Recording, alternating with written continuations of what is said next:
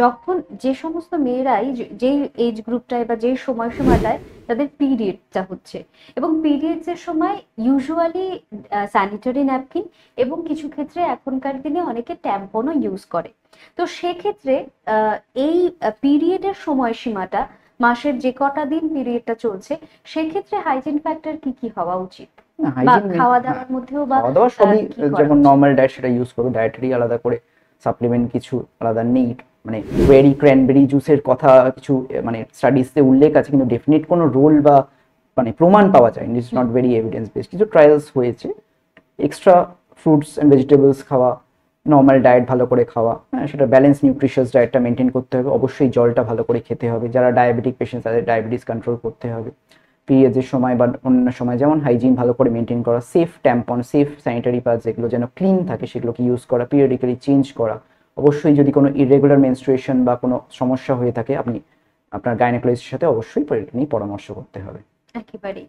এবং আমাদের শরীরে যে কোনো রোগী যখন হয়, আমরা শুধু ভাবি যে আচ্ছা এই সমস্যাটা হয়েছে, তাহলে এর থেকে বোধহয় আরো অন্য কোনো রোগ শরীরকে আক্রান্ত করবে। ইউরিন ইনফেকশনের ক্ষেত্রে যেরকমটা আপনি একটা বললেন যে কিডনি অনেক সময় আক্রান্ত হতে পারে, এছাড়া আর কি কোনোভাবে অসুস্থ হওয়ার সম্ভাবনা থাকে? হ্যাঁ অবশ্যই, মানে ইউরিন ইনফেকশন যদি ট্রিটমেন্ট ঠিকমতো না হয় ইট মে মানে স্পেশালি এল্ডারলি পেশেন্টস বা ইভেন ইয়াং পেশেন্টস যারা prone for diabetes, it may lead to septicaemia.